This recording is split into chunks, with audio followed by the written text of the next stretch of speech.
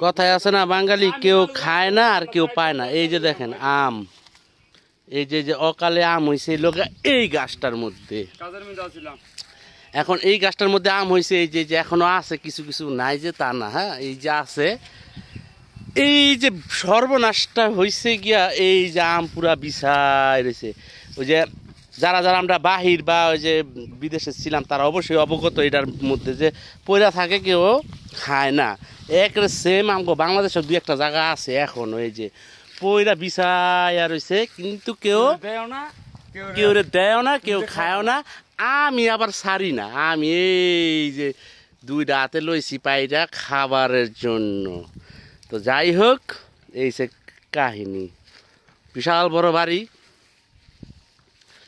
লোকজনও থাকে না।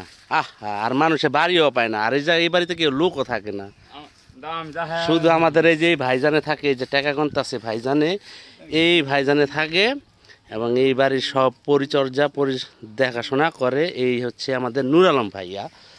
যাই হোক, কিছু বলার নাই।